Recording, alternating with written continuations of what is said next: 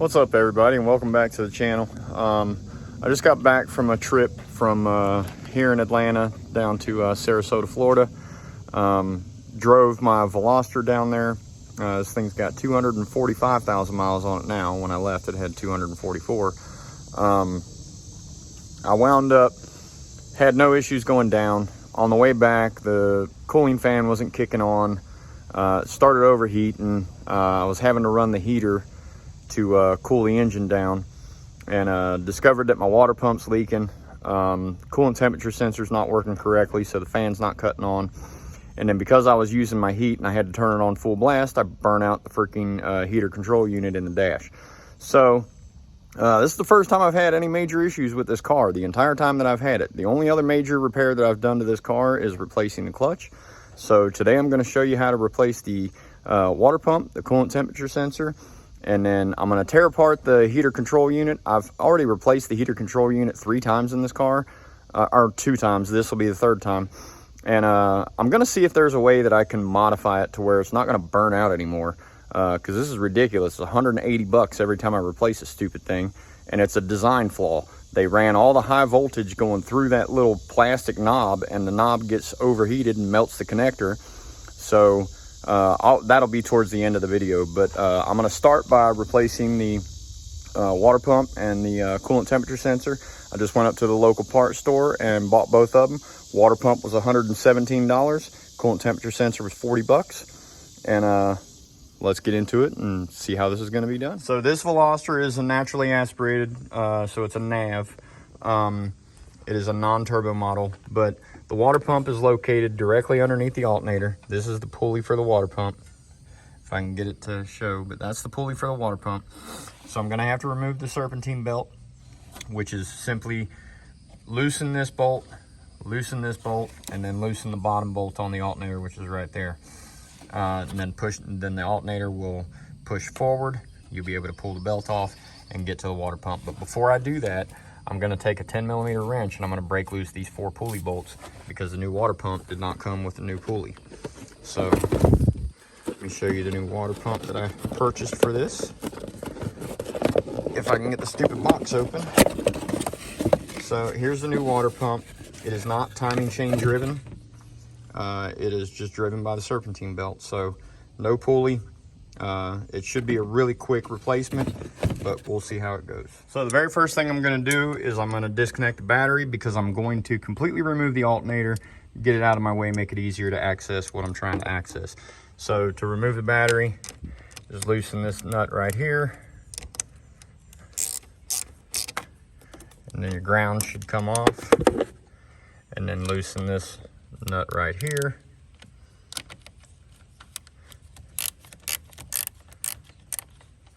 And then your positive terminal should come off. All right, once both of those are disconnected, now I can move on over here to start working on the system. So like I said, the first thing I'm going to do is I'm going to break loose these bolts on the water pump pulley, and I'll pick back up after I get those loose. Okay, so to disconnect the alternator, this nut right here, if I can get it to focus, that nut right there is a 12mm, and then this connector on the back right here is just a spring clip.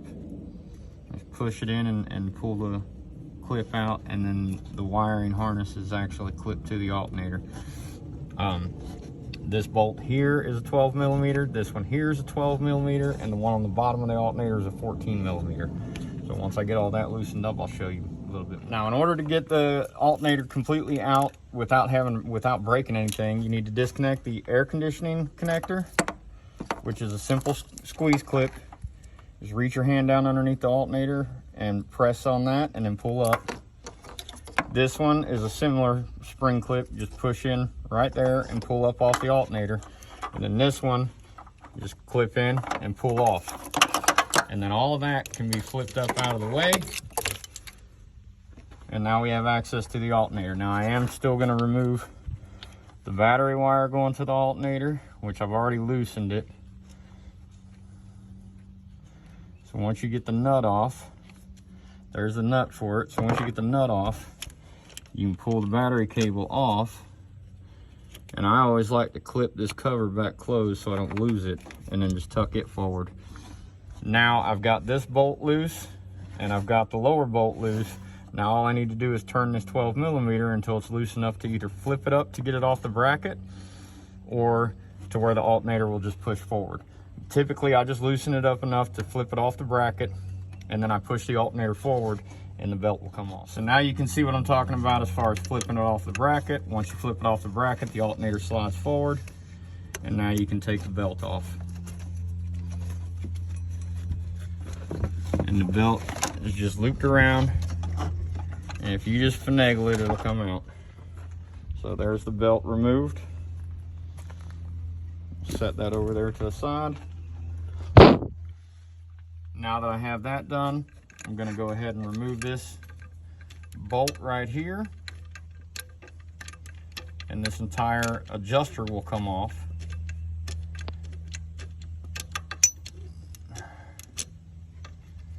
So there's the entire adjuster off of it. And then we remove the 14 millimeter bolt in the bottom. I'm gonna have to use a wrench on it because it's still a little tight. But once I take that 14 millimeter bolt off the bottom, you will have to remove this bracket in order to get it out, and it's two 12 millimeter bolts here. So I take those two 12 millimeter bolts off. That way the alternator can slide forward to come out. Okay, so the alternator has a slot where the lower bolt goes in, so all you have to do is loosen it. So I just loosened it to where there was no pressure on the head of the bolt. And then you roll the alternator back and then pick up, and it'll come right out. So I'm gonna set it in here to show you. Just take it, and when you start out, it's up here. You just roll it back, pick up, and it comes right out.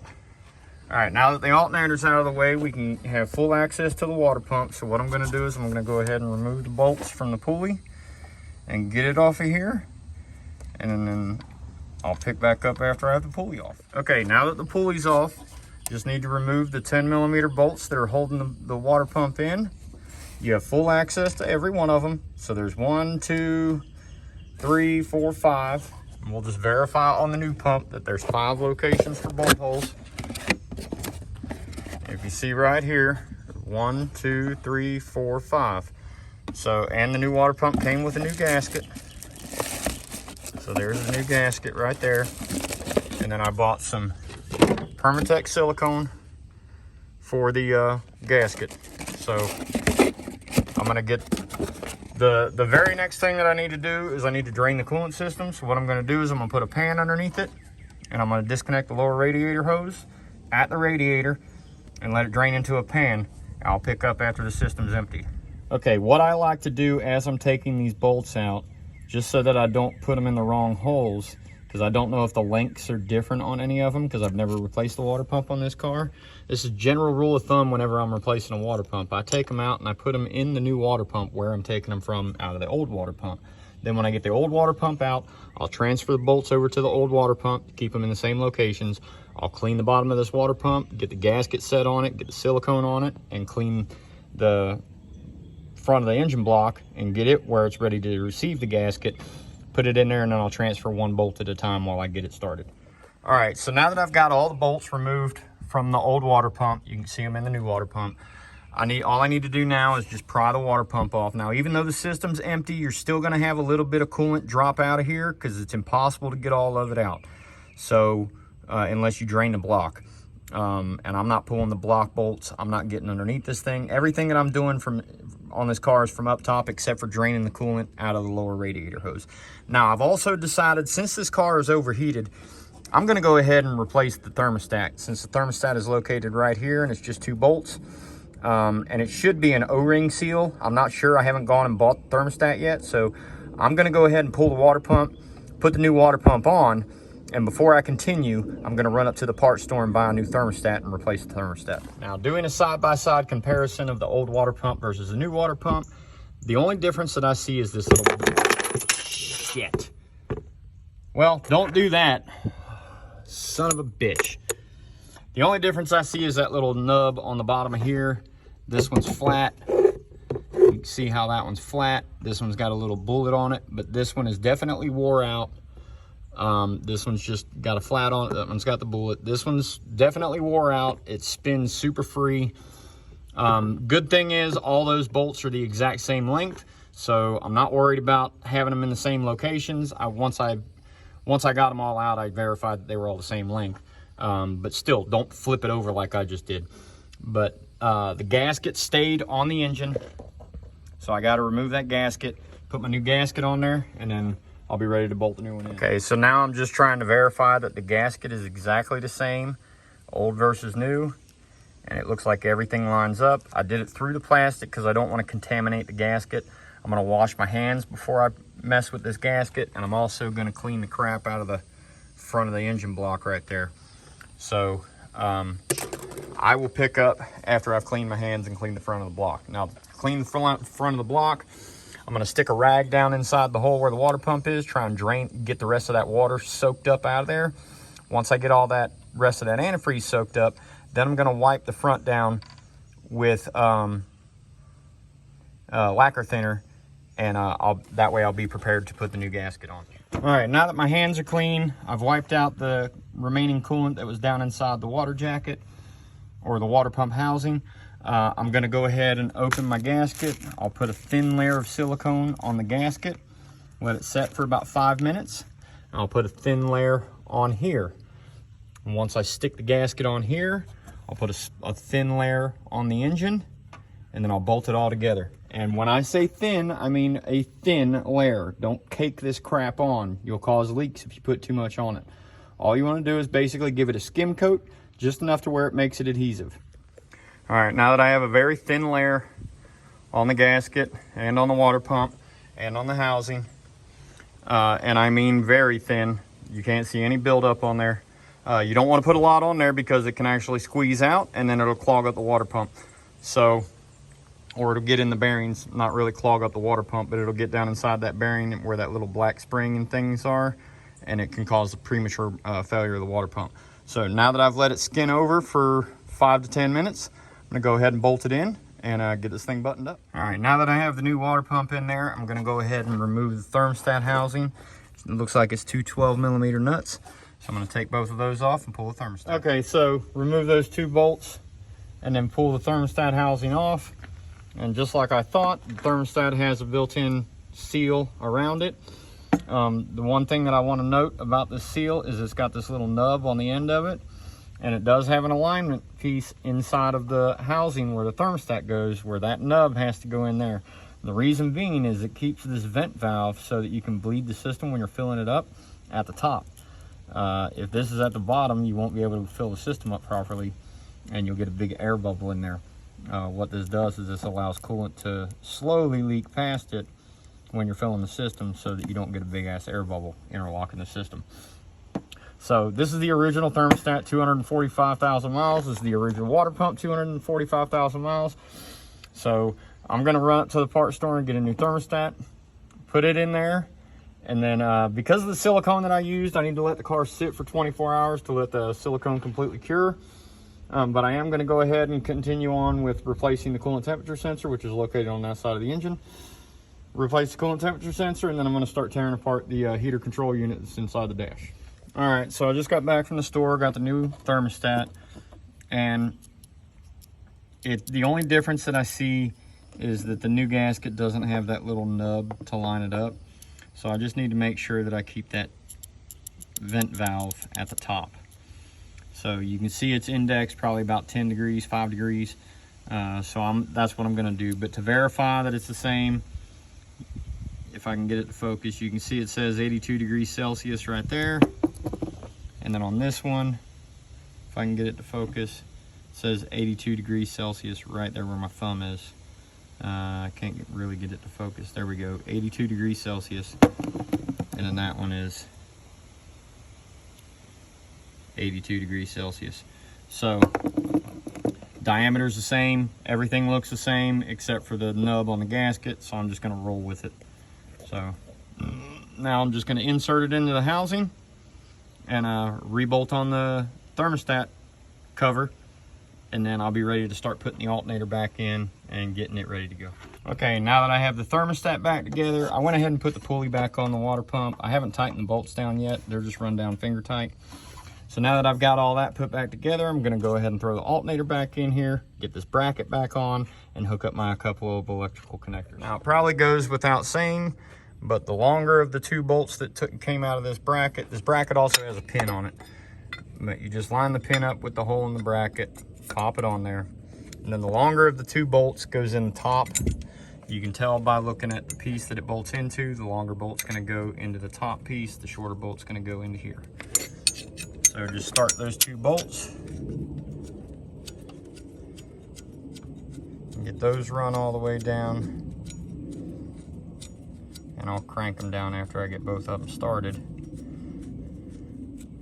I'll go ahead and run that one in, and then run this one in. Then I'll go ahead and put my adjuster bracket on here. And then I will throw the belt on and adjust the belt tension. Okay, it's gonna be pretty hard for me to show how the belt goes on here, but to explain, the belt's gonna come up off of this pulley, go inside this pulley, and then wrap around here, and then go down and wrap around the crankshaft pulley. So maybe you'll be able to see it now, but that belt runs on the inside of that pulley, outside of that pulley. You've got another pulley here that it runs on the inside of, and then it wraps around the crankshaft. So once you get it set on there, then you can pull this back, clip it in, make sure your belt's in all the grooves on all your pulleys. And I just typically run my hand across the top of the pulley, make sure that the belt feels flush with the lip on the pulley. And as long as everything looks good, run this down, don't tighten it, but run it down until it's almost snug, and then start tightening this until you get your belt tension where it's supposed to be. Now, you're typically supposed to get about a 1/4 inch of deflection on one of these belts when you put it on. It's kind of hard to measure on this one because of how close the system is. I know the feel of it, so it's gonna be hard for me to tell you how to adjust it without any kind of actual measurement. But typically what I do is just make sure that I've got a little bit of play right here. It's obviously way too loose right now, but when I get it tightened, I'll show you what I'm talking about. Okay, so I don't know if this is gonna show up in the video, but we'll try. You need to have to where you can get a little bit of deflection out of the belt. You don't want it so tight that the belt doesn't move, but you also don't want it so loose that the belt moves too much. So very minimal movement, and that should be right where it needs to be. If the belt squeaks when you start it up, you either need to tighten it up a little bit more or loosen it. Typically, if it squeaks, it's too loose.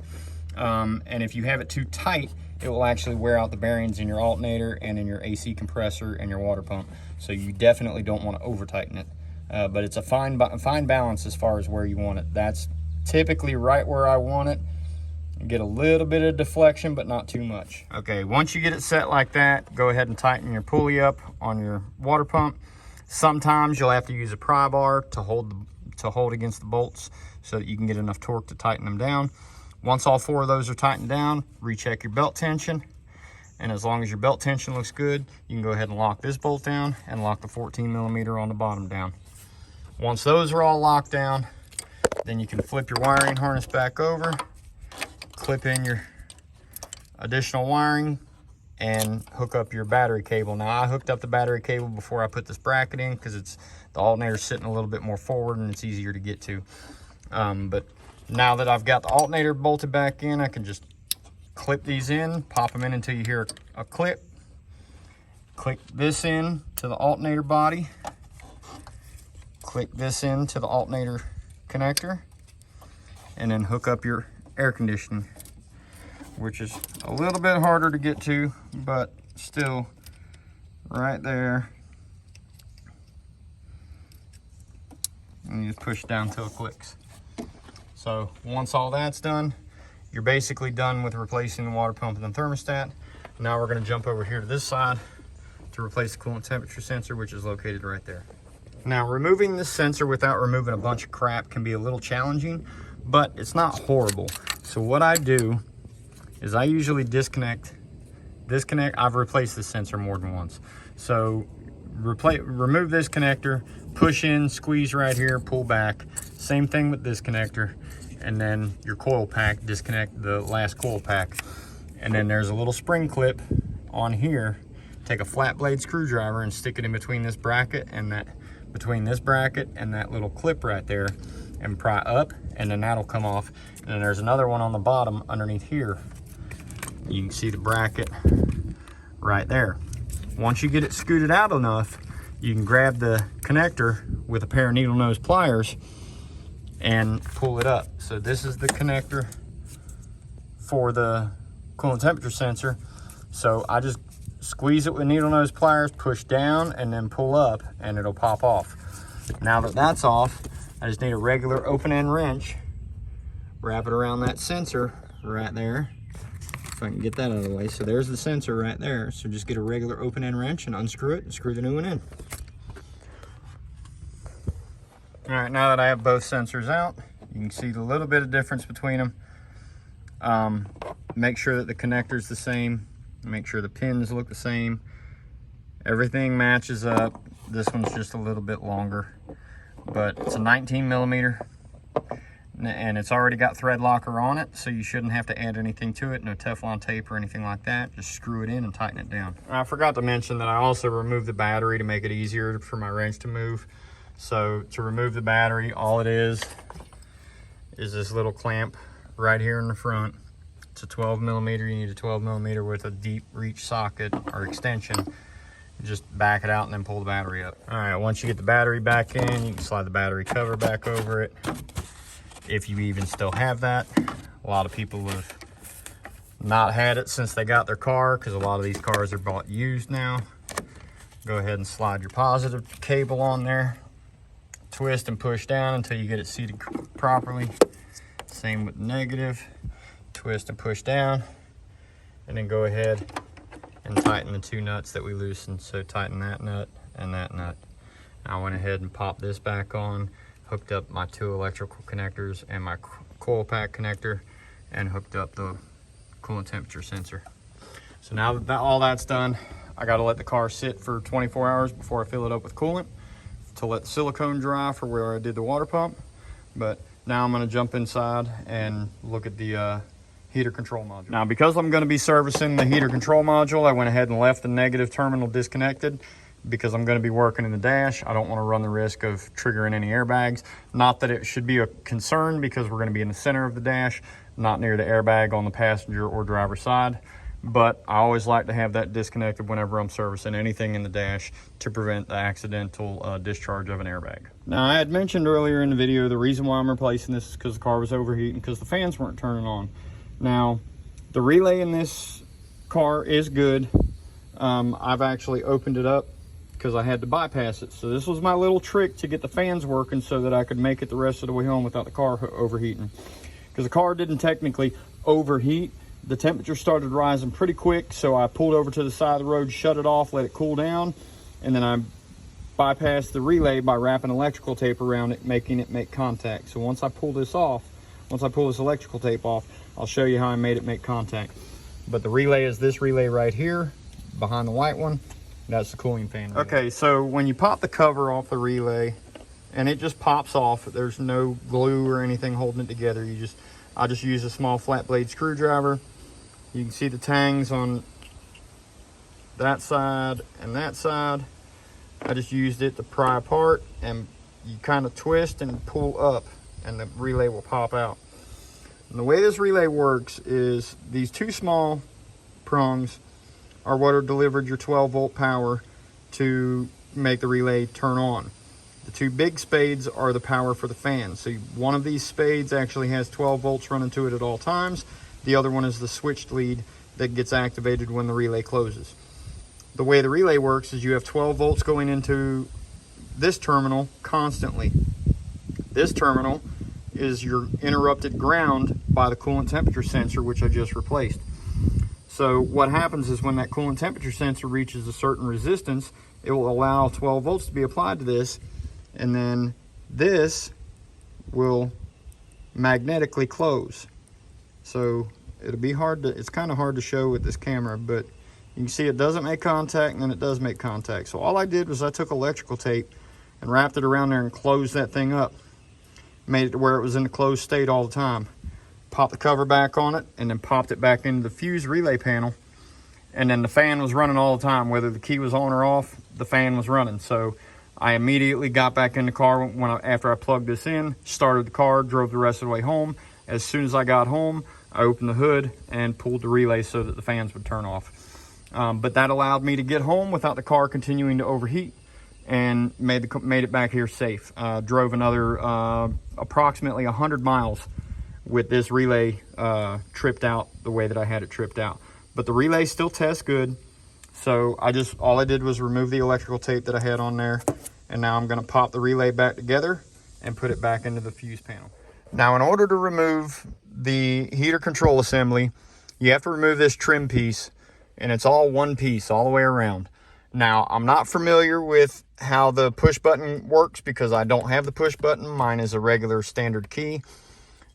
So if you have to deal with this, I'm not 100% certain how all that is. I believe this should still be a separate panel that pops off independent of the push button. But all you do is you take a flat blade screwdriver, preferably one that's not going to chip the shit out of your interior, and you pick up one of these edges, and once you get one of the edges up, you just pull it and it'll pop loose. It's just held in with a bunch of spring clips. So there are actually two locations.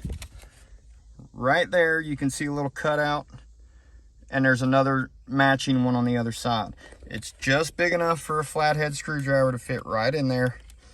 Stick your screwdriver in and pry back, and that'll pop the bottom of it loose. Then you stick your fingers up underneath the bottom and pull the whole thing, and the whole assembly comes out as one unit. And now you can see that button switch is actually broken. So that's what I'm trying to fix. So I'll get this removed and I'll show you what I'm going to try and do. So once you remove all your electrical connectors, so you got an electrical connector here, here, here, and I thought there was one more. Oh, the one for the switch. All of them are just single push-in clips. So you just push it in, pull back, push in, pull back, push in, pull back, and then push in and pull back. So all those will disconnect fairly easy. Then you have a series of screws holding the control unit in. So you've got one there, one up here in this corner, and one over here in this corner. Once I get this removed, I'm going to set this piece off to the side, and I'm going to take this inside, and I'm actually going to service this inside the house. Okay, so now I have the heater control unit removed, and you can see I have the typical burn spots from this thing overheating. And what the problem is they have the voltage or the amp draw way too high for the temperature threshold of this plastic that this piece of junk is made out of. So what I'm considering doing is I'm actually considering taking these wires that are coming into this connector, running them into some heavy duty relays, and then making it to where this switch basically just turns on those 12-volt relays, and then the voltage or the amperage will be controlled, voltage and amperage. I don't want to confuse anybody, but the high amp draw is what is causing this to overheat. So if I run it through some heavy duty relays that are rated for 60 amps, 80 amps, it should prevent it from overheating, and I can just run low voltage 12 volt, low amp draw 12 volt through here and have it enact the relays and have the relays take all the heat. That way this unit will last longer and I won't have to continue to replace this thing. So I'm going to take this unit apart, see if I'm able to repair the switch. If I'm not able to repair the switch, I'm going to have to order a new unit, but I'm still going to go ahead and switch this out with some relays and make it to where I have 3 or 4 independent, I'll have 4 independent relays that are going to control the heater turning on and off, and I'll just wire them into here, and I'll show you how I'm going to do it. But that's the approach that I'm going to take. There's too much amp draw being run through this plastic piece, and they should have had a series of relays or a varistor that controlled the blower motor. The fact that they have it running through this cheap ass plastic, and it's just the temperature threshold is way too low for this thing. So we're going to take this inside, tear it apart. I'm going to show you what fails on this unit and show you what I'm going to do to create a new solution for this problem. Okay, so when you open up the back of the unit, all you have to do is pop loose the little spring clips all around it. It took me my screwdriver, and my razor blade to hold it up. After I popped one set of clips, I stuck my razor blade in there and then popped the next set and just worked my way around until I popped the whole cover off. Once you get the whole cover off, this is held in with 2 screws, 2 little Phillips head screws. And this is what controls the heater being turned on and off. Everything else is controlled by the circuit board. This is the only high voltage stuff that actually gets damaged when the unit fails. If they would sell just this replacement piece, it would save people 180 bucks because there's actually nothing wrong with the rest of the unit. It's just this piece that melts. So I've actually torn the last 2 apart, seeing if I could fix them, and they were so badly damaged that I just went ahead and bought a new one and put it back together. But essentially what happens is this just rotates around. This pin is locked into the switch in the front. So I don't know if you'll be able to see it, but when I get into here, you can see that's turning, and that little hole right there is what actually rotates the switch. And that is what this pin is driven by. And that's what rotates the switch to turn your heater speed, to change the speed of the fan. So I'm gonna pop this apart and show you what actually damages on this, and then we're gonna look at how I'm gonna repair it to prevent this from happening in the future. So this is the switch disassembled.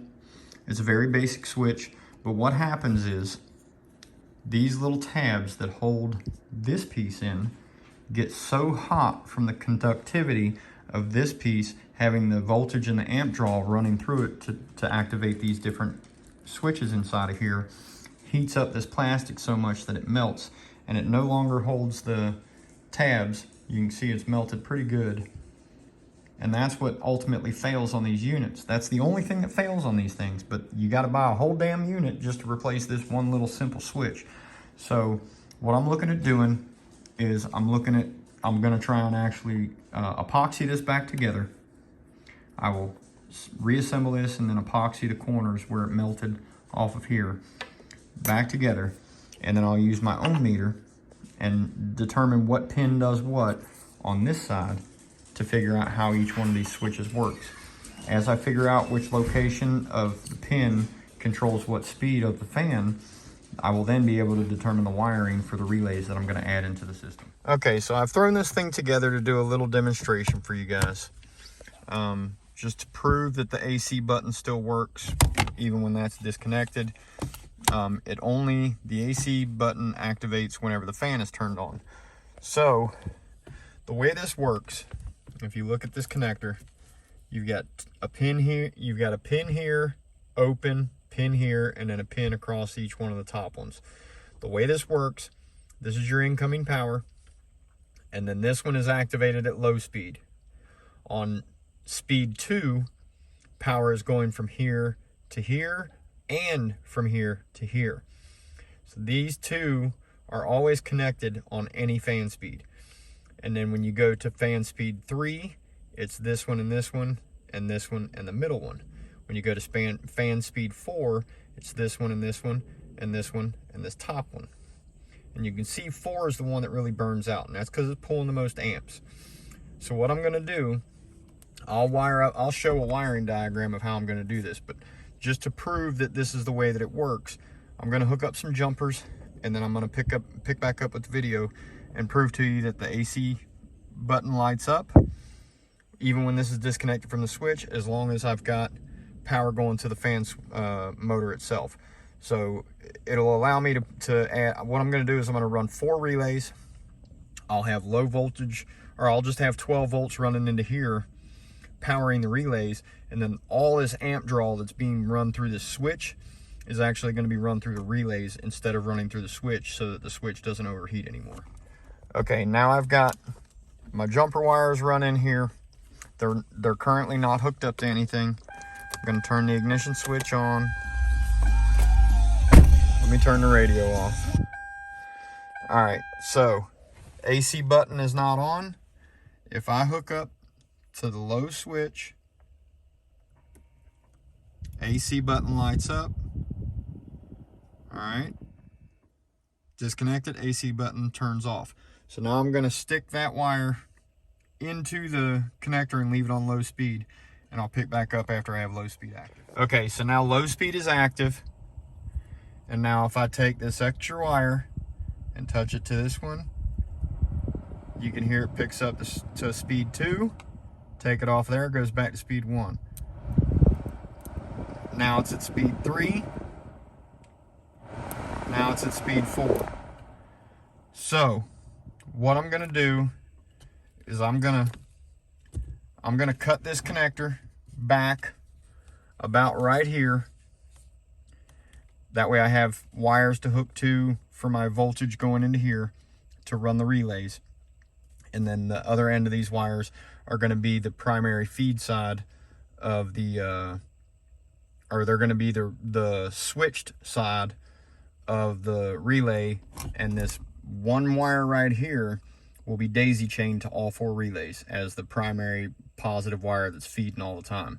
I'll do a diagram to show a little bit better description of what I'm talking about, but this should solve the problem of ruining this switch. And then you can run it on all 4 speeds. You won't have to worry about having to replace a $200 switch every time this stupid thing overheats, because it won't overheat anymore. So let me draw up the diagram, show you what I'm talking about, and we'll go from there. Okay, now this should be a pretty easy diagram to follow, but this is how I'm going to correct the over amp draw through the switch. It's still going to pull the same amount of amps, but it's going to be pulling the amps through the relays instead of through the switch itself. So essentially what you need to do is take your fan switch connector and cut back about an inch and a half so that you have little wires hanging off of there to hook to.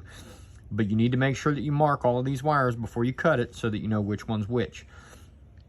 And then essentially what I'm going to do is I'm going to get 4 heavy duty amp relays with pigtails so that I can hook into them. You can do it with just female spade connectors, but I'm going to actually buy the ones that have the connectors with them. And then essentially what you're going to do is you're going to hook up all 4 of the coil, one side of all 4 of the coils on the relays to ground. So you're just going to daisy chain each one of them together. And then the positive coil side for the relay is going to run from the fan switch itself. So pin 2 will go to relay 2, pin 3 will go to relay 3, pin 4 will go to relay 4, pin 5 goes to relay 5 on the coil side. All right, then you'll take car harness wire 1, which would be the same wire that was originally hooked into pin 1, and you're going to run it into the normally open connector on the relay.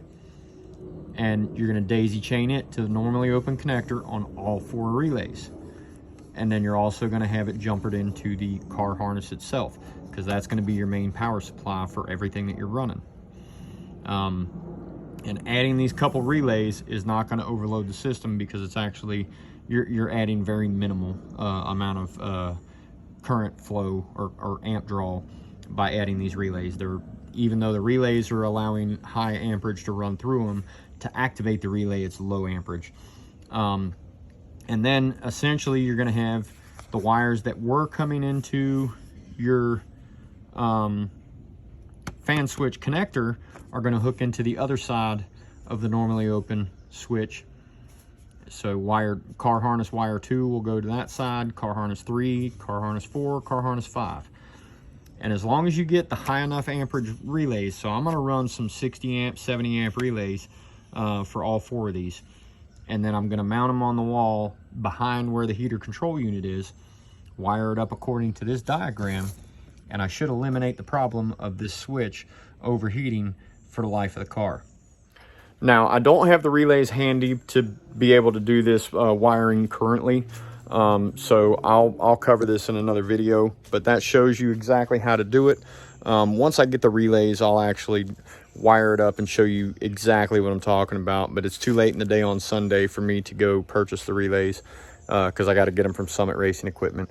I don't have to get them from Summit, but that's where I like to get them from.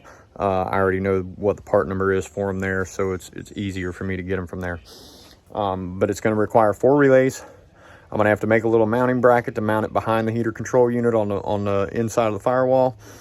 And then I'll ground it to the chassis ground where like the radio grounds to. And that's the only wire that I'm actually going to have to add is the daisy chain ground for the for the relays, and then I'll have to add the daisy chain going for the car harness wire 1 to each relay on the normally open circuit. But that should eliminate the issue with the overcurrent going through that plastic. It should be very low current going through the plastic from here on out.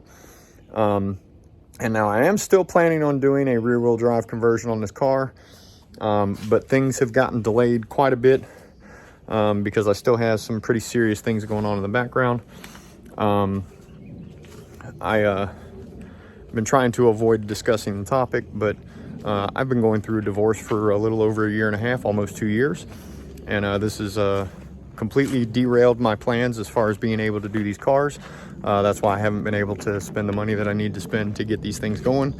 My finances are completely locked up, and going through discovery and litigation and all kinds of shit. So I don't go to court until next month. So all this stuff has been kind of put on a indefinite hold until I figure out what's going on with this divorce.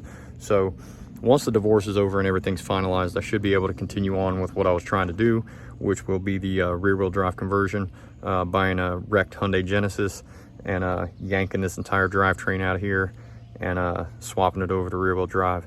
It's going to be very labor intensive. It's going to take a lot of planning and development to figure out exactly how I'm going to do it.